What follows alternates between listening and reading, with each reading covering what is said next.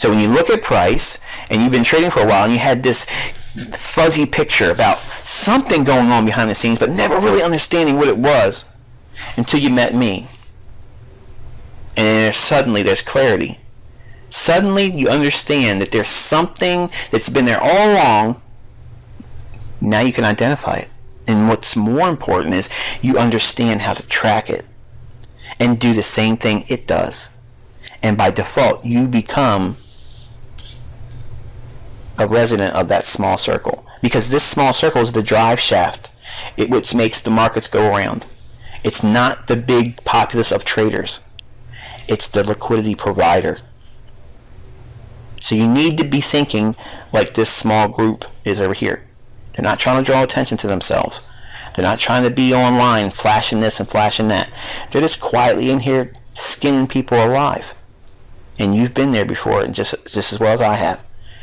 You either stay in this business long enough to leave this group and come over here, or sit back in the middle here. You get real close to being there and you get bounced back to this group. You get real close to getting over here, and then you start developing a little bit more and you play tug of war. Some of you in my group right now in this mentorship, you're in this little area right here where you can see there's some signals and signs of a real entity of smart money in play, but you're not fully convinced to leave this group yet. You have too many convictions about your tools, your indicators, your pet guru, your buddy that has a website that's so cool to you. It's just not enough. You got to be able to release all that stuff and just leave it all behind and join the smart money. Because trust me, we're not serving cookies, but it's a way better lifestyle over here than it is over there.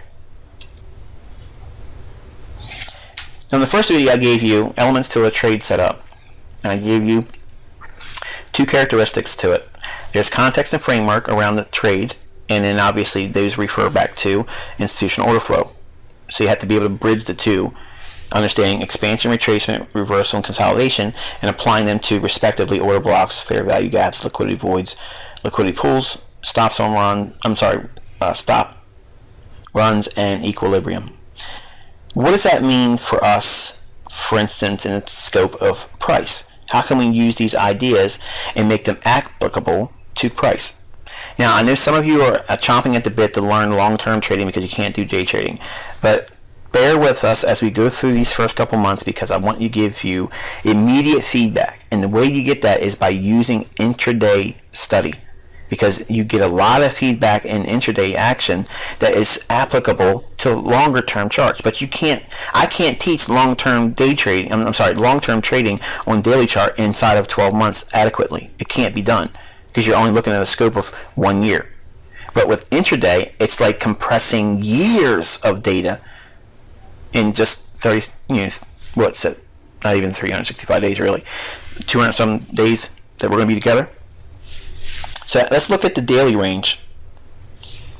Suddenly, expansion, retracement, reversal, and consolidation mean something. Every day starts with consolidation, Asian range. After midnight, there's a manipulation that takes place.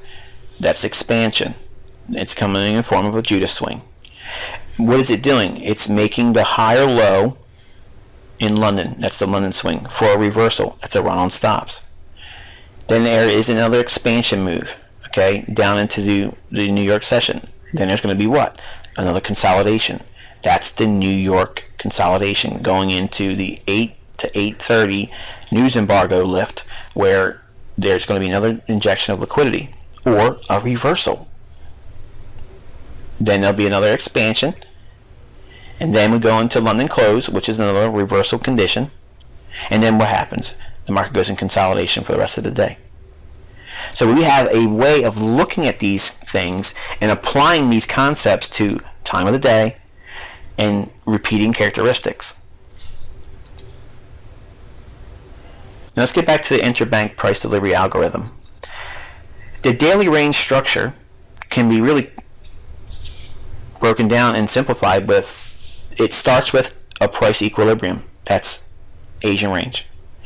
Then there's a manipulation, and that's always going to come by way of some news event, some news driver, either at the time of the manipulation or just before it.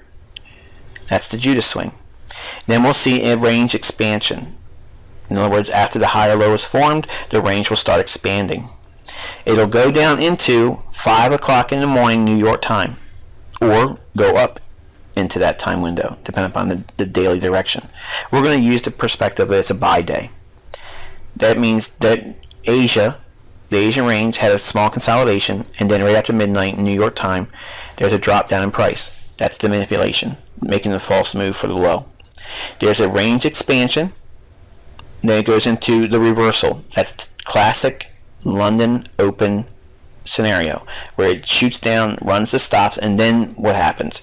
It expands again. There's another range expansion into what? 5 o'clock in the morning, New York time.